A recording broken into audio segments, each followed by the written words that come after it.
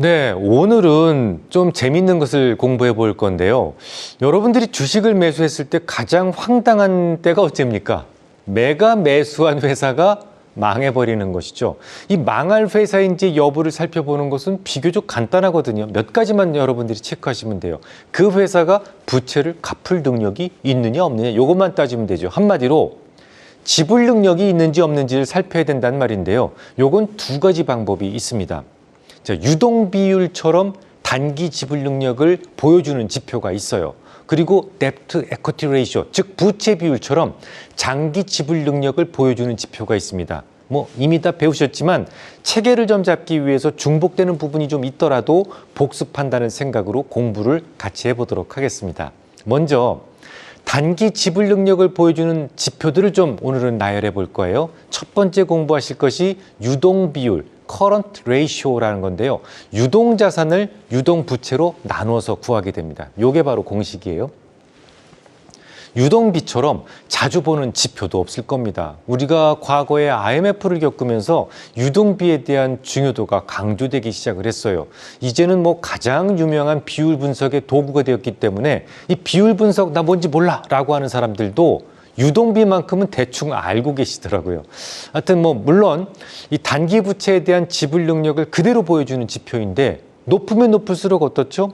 그 회사의 단기 지불 능력치가 높다, 부도 위험이 작다라는 거고요. 유동비가 1보다 작다는 것은 이 회사의 운전 자본이 마이너스 상태로구나, 갚을 돈이 더 많구나 라는 것을 의미하고요.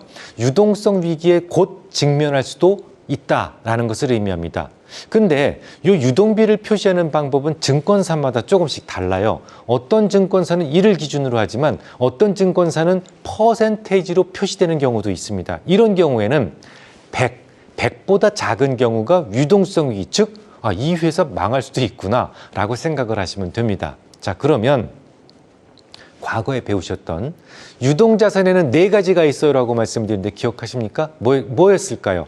현금, 그 다음에 매도 가능 채권, 그 다음에 매출 채권, 그리고 재고자산입니다. 이 4가지의 항목들은 모두 유사시에 곧바로 현금화 시킬 수 있는 자산들을 말하죠. 그런데 말이죠. 실전에서 어떤 회사가 위기에 처하게 되면 이 재고자산은 쉽게 현금화가 어렵습니다. 실제로 IMF 때 유동비가 1보다 높은 회사들이 부도가 나는 경우가 정말 많았었다라는 말씀을 예전에 드린 바 있는데요.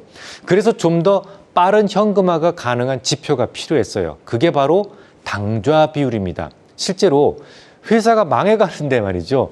그 회사에서 만든 재고자산의 가치는 그대로 남아있지 않습니다. 그냥 계속 큰 폭으로 하락을 하죠. 그마저도 처분하려면 신문에 공고해야 되고 또 빨리 매각하기 위해서는 헐값에 팔아야 되죠. 눈물의 폭풍 세일 이런 것들이요. 그러니까 제 가치를 받기가 어려워요. 어차피 유동비라는 것이 언제 써먹는 지표예요. 위험한 상황, 그 회사의 위험한 상황에서도 견뎌낼 수 있는지 없는지 이걸 따지자는 건데 온전한 시기의 유동비 측정을 위해서는 요 재고자산은 빼는 것이 옳다라는 것이 그렇게 보는 것이죠. 그래서 당좌 비율, 퀵 레이쇼라고 하는데 이렇게 표시를 합니다. 유동자산에서 4가지 유동자산에서 밑에 재고자산 빼고 그것만 빼고 유동부채로 나눠서 구하게 되죠. 그러니까 당좌 비율은 어떻게 된다고요? 재고자산을 뺀 나머지 현금, 매도 가능 채권, 그리고 매출 채권만으로 구성이 됩니다. 이론적으로 조금 더 빨리 현금화 시킬 수 있는 자산으로만 구성된 것을 요걸 유동부채로 나눈 겁니다. 이 당좌 비율이 높다라고 한다면 역시 단기 지불 능력이 출중하다라는 것을 의미하고요. 이건 조금 더 보수적으로 유동성을 측정하는 비율이기 때문에 우리나라에서는 최근에 많이 활용되는 그런 지표라고 볼 수가 있습니다. 그런데 말이죠. 보실 거죠, 여러분들. 실전에서는 당좌 비율마저도 별 쓸모가 없어지고 있습니다. 시장에서 막 망해가는 회사, 퇴출되려는 회사, 이런 회사들이 유동 비율이나 당좌 비율에서 문제를 만드는 종목은 정말 찾아보기 어려워요. 왜냐하면 IMF 이후로 사람들이 다 본다고 그랬잖아요. 사람들이 너무 많이 보는 지표인 만큼 대부분 살짝 마사지를 해놓기 때문인데요. 과거에 제가 퇴출됐던 종목 2가지를 한번 찾아봤습니다. 자, 첫 번째 종목 보겠습니다.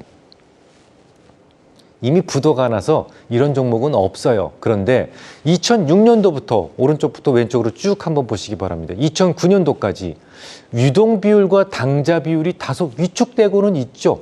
하지만 말이죠. 심지어 당좌 비율마저 100 아래로 내려가지 않고 있어요.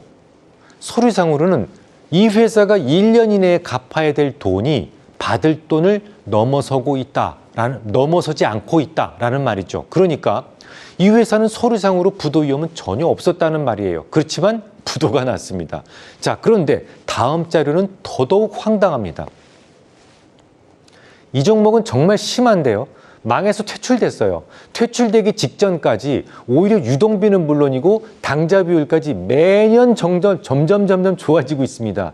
망하기 전에 유동비와 당좌 비율은 공이 무려 820%를 기록 중에 있어요. 이거 무슨 얘기입니까? 내가 받아야 될, 1년 이내에 받아야 될 자산이 내가 1년 이내에 줘야 될 자산보다 8배나 많다라는 거예요.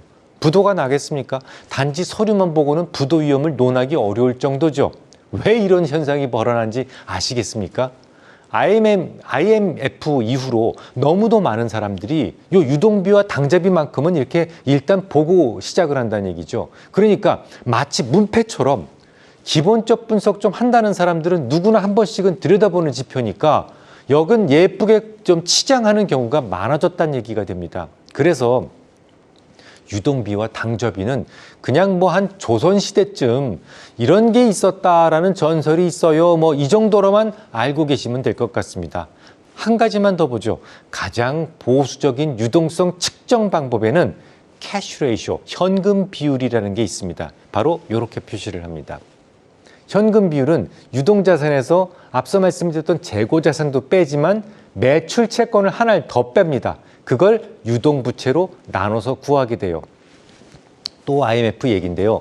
과거 IMF 때 매출채권은 뭐 받으러 옴 같은 것들을 매출채권이라고 그러거든요.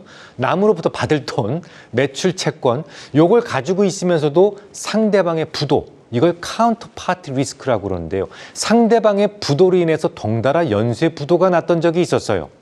받을 돈도 그러니까 위기 상황에서는 유동비를 측정하는데 별 도움이 되지 않으니까 이것도 빼고 계산하자라는 취지로 만들어진 것이 바로 캐시 레이쇼입니다. 그래서 현금과 더불어서 나의 의지대로 지금 당장 시장에 팔아서 현금화 시킬 수 있는 회사가 가지고 있는 뭐 남의 회사 주식이라든지 아니면 채권이라든지 이런 것들만 가지고 유동비를 측정하는 것이 바로 현금 비율인 거죠. 하지만 이건 역시 별로 실전에서는 도움이 되지 않습니다.